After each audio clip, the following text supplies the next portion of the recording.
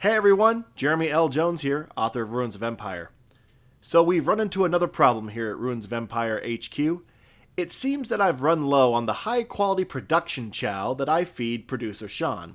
Now, I could just settle for the cheap stuff out of the bargain bin at the local pet shop, but I find that it's worth the extra money to keep his coat nice and shiny. So if you could, go to Amazon.com and purchase your copy of Saturnius Mons today.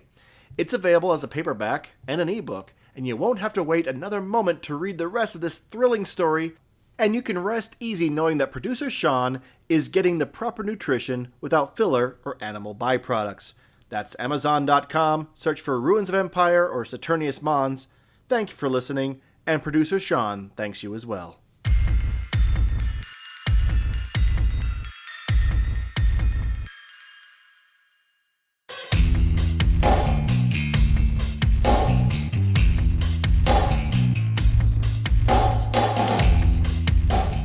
You are listening to Ruins of Empire, Saturnius Mons, Book 1 of the Ruins of Empire Project, a serial podcast novel by Jeremy L. Jones, read by the author and Tyler Murphy.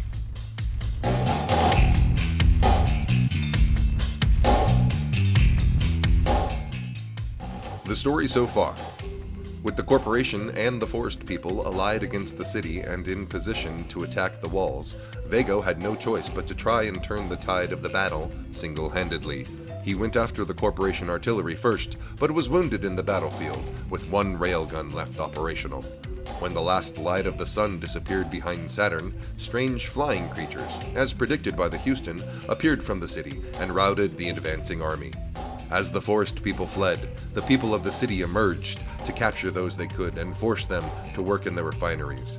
Viekko tried to save a few, but ended up captured himself and taken off the battlefield and into the forest.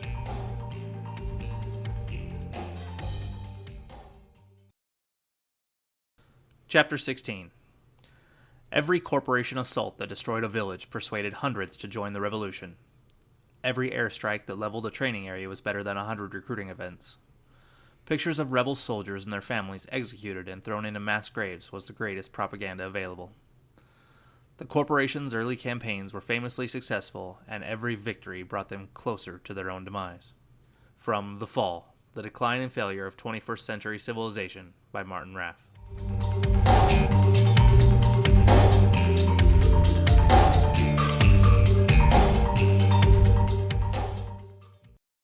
The sun appeared once again from behind Saturn. Isra watched with wonder as the Venganto darted across the sky and disappeared into the tip of the pyramid like bats fleeing the daylight. Inside the city, victory was more brutal than defeat. The ecstasy of triumph ripped the mask off the city and exposed the true face of the Urbanoi. By disabling the railguns, Viekko kept the city from being torn apart, and now Isra watched people stream out of the broken walls and swarm over their fallen opponent like wild dogs. She walked in step with the Houston. He wore a beatific grin, complete with a serenity to his movements as he watched the skies. "It is as I described," said the Houston, startling her. "The enemies of the Compañía are driven away. Urbano Lagaya is safe again." Isra watched the first of the city's warriors drag their prizes, bound in rope and shackles, inside the walls. The people cheered as they pushed and prodded the captured Perfiduloi to the grassy spot near the gates. A whole processing apparatus had been set up so fast that Isra didn't even notice it being put together. People hauled out cages as large as a house and filled them with prisoners. Even then there was so little space that many Perfiduloi were tied to lampposts, railings, and any other easily accessible fixture. In a sick way, there was something comical about the short, squat Urbanoi, forcing the tall, slender Perfiduloi to kneel in a line. Isra thought the forest people's size alone would prevent them from being taken and held. But there they were, kneeling while citizens hacked off their long hair and beards with finger-length blades. When they were done, the men's facial hair was cut to stubble on their chin, and both sexes were left with a patch of short, rough hair on their heads. From there they were hosed down with cold water, fed by hand pumps, given plain brown clothing, strapped together chain gang style at their ankles, and led away in teams of 5 to 10. The efficiency by which dozens of people were stripped of their humanity was both impressive and terrifying.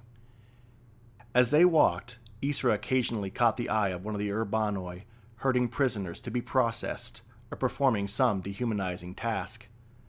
There was nothing there except cold, mechanical resolve, as if every person in the city snuffed out their spark of human compassion long enough to complete the task.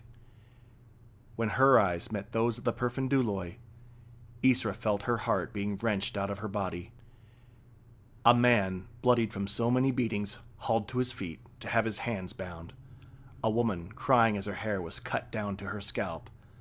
A whole group strapped together at the ankles and beaten as they were driven away. Each left an indelible scar on Isra's soul when she looked at them.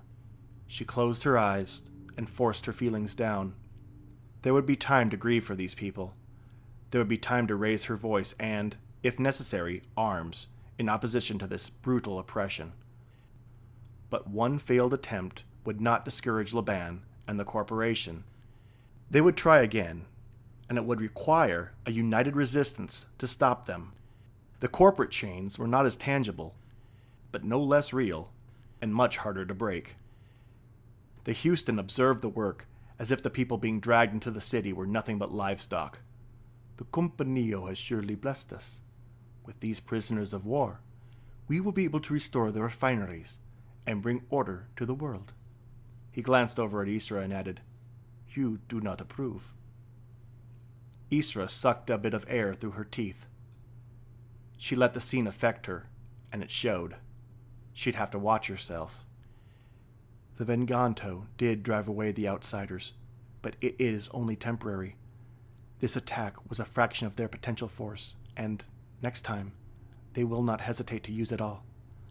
These people you are subjugating, you will need to fight alongside them if you have any hope of surviving. They are enemies of the Compañía. They have shown this by allying with the enemy, just as they did so long ago. This is why they are forced to live in the forests, away from the blessed presence of the Compañía. This is why they must purify their souls in the refineries. Isra shook her head, but her voice remained cool and impassive. I am afraid you do not understand the threat these outsiders pose. It is unlike... The Houston cut her off. I am aware of the danger. It is greater than even you know. I have felt an imbalance. Titan is suffering. Isra looked away as several citizens threw a resisting Perfiduloi man to the ground and beat him with clubs. I do not understand. What imbalance? The Houston sniffed the air. Can you not sense it? There is a change, a sickness.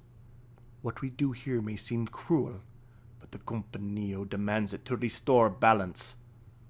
Without the Compañía, Titan dies. Isra had been avoiding the subject until now, but it couldn't be ignored anymore. It was on display, brazenly, proudly even. Isra looked up at the Houston. Is that why you killed all those people outside the city gates? Did you burn those Perfiduloi to maintain balance?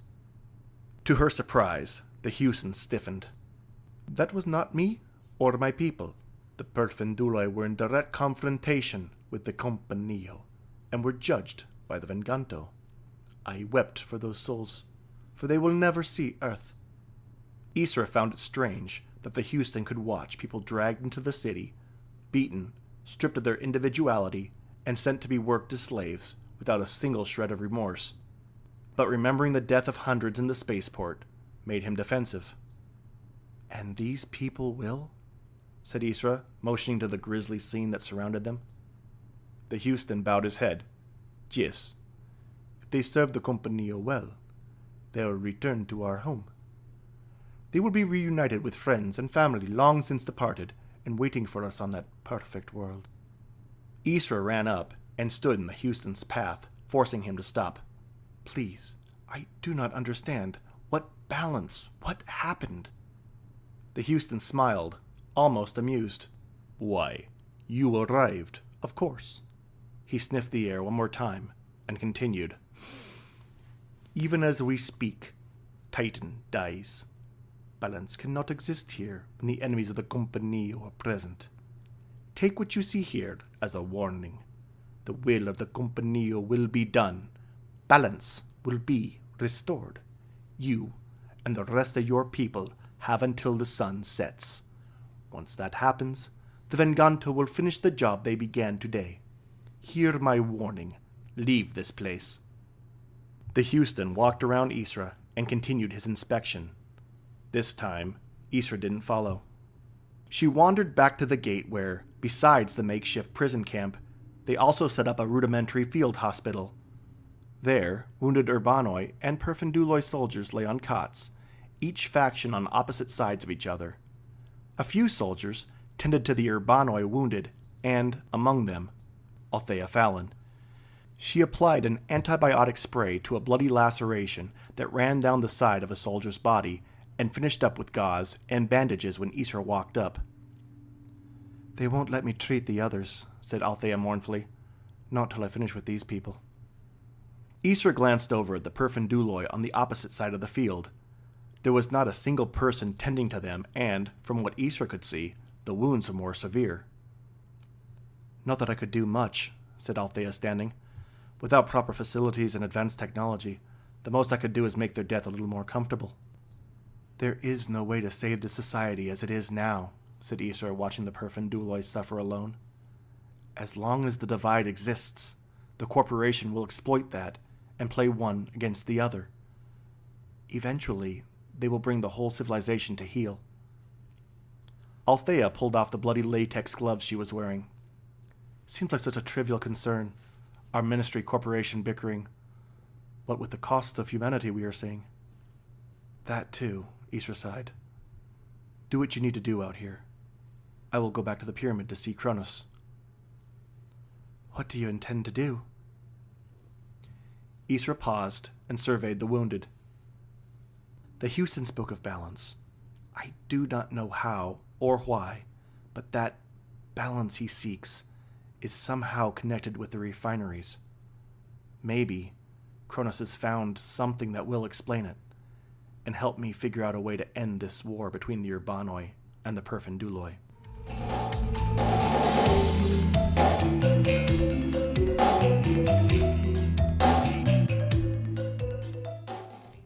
Whatever small benefit the battle brought to Viekko's mind was wearing off, along with the last dose of Triple T. Once again, he found himself marching through the dense forests as his mind slipped away from him. Only the occasional prods by the man who held the ropes around his wrists, along with the stabbing pain in his side, kept Viekko aware enough to maintain any situational awareness. One of the arms tied behind him vibrated just slightly, the signal for an incoming message. Isra and Althea were trying to get a hold of him. They'd have to wait for now, until he completely understood the situation. Having them charge in with no intel would just lead to more death. The shrapnel in his side would be a problem soon. So long as he didn't pull it out, he wouldn't bleed to death immediately, but it wasn't doing his internal plumbing any good. At least he could walk, for the moment. If he could keep his mind focused on his present surroundings, he could find a way to escape. After a couple hours, and a few kilometers, he noticed that he was no longer alone with his captor. Others dragged themselves through the freezing jungle, having just escaped the battle themselves. Men and women emerged from the trees with their animal skin clothing still smoldering. Many had burns on their arms, legs, and face, a mark of the Venganto attacks. He noticed the stench of burnt hair and skin as the path they were traveling became more crowded. They emerged into a clearing around a large, irregularly shaped hill. Unlike the gentle, rounded slopes that were fairly common in the area, this was a sharp rise, like a sudden cliff in the forest. It was, at least, 100 meters long. It was covered in moss, grass, and a few small trees. But there was something geometric and man-made about it. As he got closer, he saw the glint of something shiny underneath the plant life. Soon, silver metal peeked out among the browns and greens. he realized he was looking at the remains of a spacecraft. It had been there a while, maybe even a millennium. The way the forest people clustered around it told him it wasn't just another forgotten relic, but a home. He noticed a familiar voice as he was being dragged toward the ancient ship. He didn't recognize what it said. It was in the native language, but he knew the person it came from.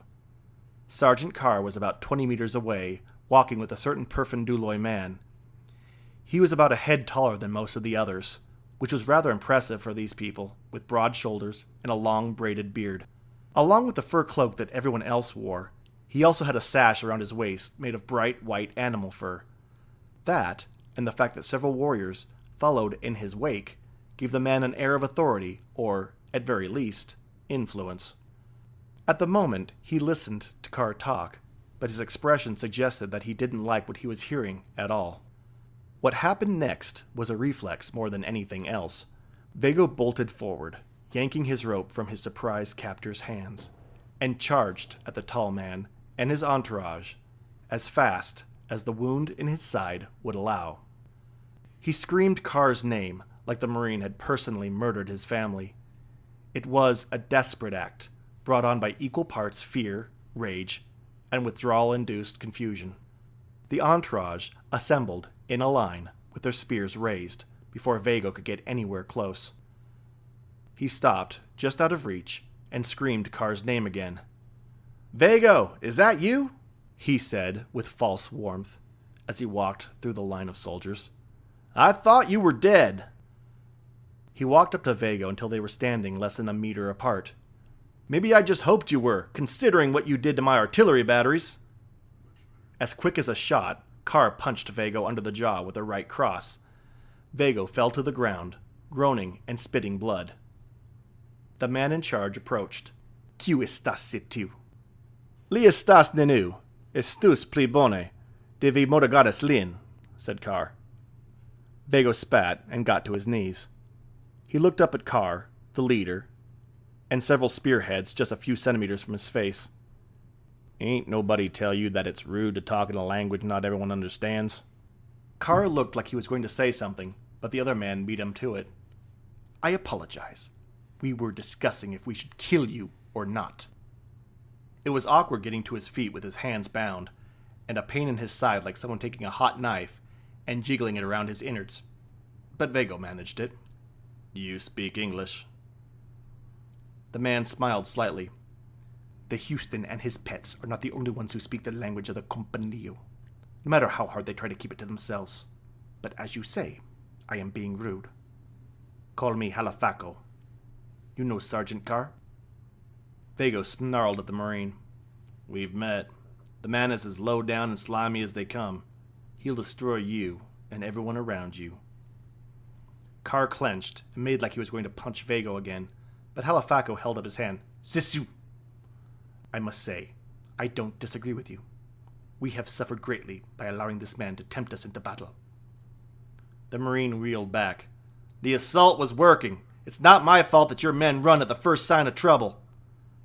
Halafaco glared at Carr.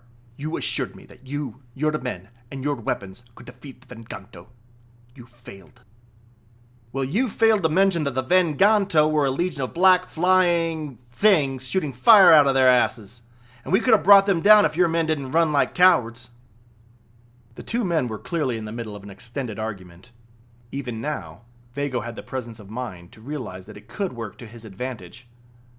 "If I may, Halafaco, I saw the toys he brought.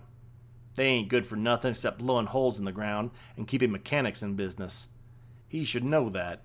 Hell, I'd say he was trying to get you into a battle you couldn't win." The look Carr gave him was red hot. If Carr had a gun, he wouldn't bother to shoot Viekko. He'd just beat him with the blunt end until he was a creamy red paste. "That's some pretty bold words coming from somebody smuggling guns to those heathens in the city." Viekko slurred. "Wasn't our intention to harm anyone. We brought those in case we had to keep the peace. We was protecting people. What did you do besides take the refineries for your own uses and get more folk dead in the process?" Up to this point, Halafaco watched like a spectator at a tennis match, but on mention of the refineries, He shot Carr a look of pure hatred. "What does this man speak of? You told me you shut down the refineries." Carr waved his hand dismissively. We did. Don't listen to him. We had an agreement. Those refineries are down, and they are never coming back." Even through the haze, Viekko snorted, trying to suppress a laugh. Halafaco glared at him. "Is there something funny?" Viekko shook his head. "Nothing at all, sir. I'm sure he's telling the truth. Even though he and his people traveled billions of kilometers just to get at those refineries, I'm sure they had a change of heart." Carr squared up to Viekko. "You just shut your damn lying face." This time, Viekko laughed out loud. "I'm a liar. Sure, why not? What did you come here for, then?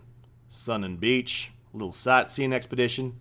Drinks that change color and girls in tight clothing?" Carr snarled. "What about you, Viekko? Why are you here?" Viekko's head rolled towards the sky. "It doesn't matter what my intentions are. Even if I came here to do some really, really bad things, my weapons got stolen. I had to retreat from a tactically advantageous point, and in case you missed it, I've been captured. If evil intentions I had, they ain't going so well. Meanwhile, you captured the refineries on the pretext that you'd be shutting them down. Of course, I'll bet as soon as the place was secure, you told Halafaco that his men weren't needed."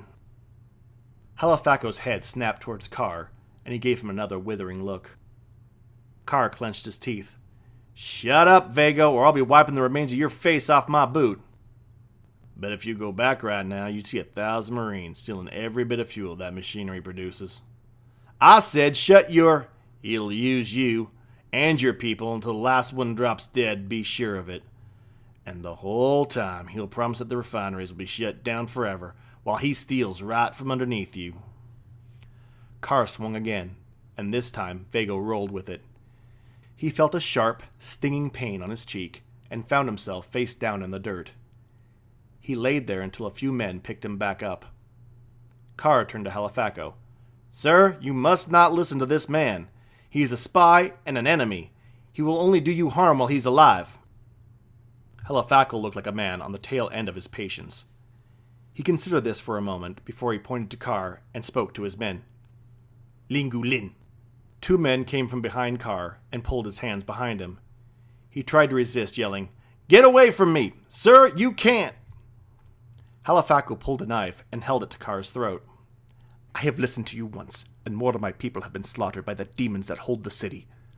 Before I consider listening to you again, I will put it to the people who have to fight and die. We celebrate our battle with a feast, and we will decide which of you lives and which dies. Plenulin!" The 2 men pulled Carr's hands behind him again. This time, he didn't resist. Once his hands were bound, Halafaco shouted more orders. Carr, bound and walking next to Viekko, leaned close and whispered, "Brilliant work, you maniac. Now you're going to get us both killed." True, it wasn't exactly what Viekko hoped for, but it was a start. Somehow, getting Carr on the same execution block as himself was a minor victory.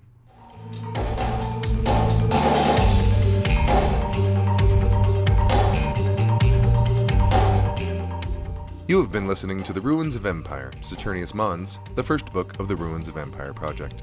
The Ruins of Empire podcast was written by Jeremy L. Jones and produced by Sean Vincent. Cover art was by Nick Martin. Music was Broken Reality by Kevin MacLeod at incompetech.com, licensed under Creative Commons 3.0 license.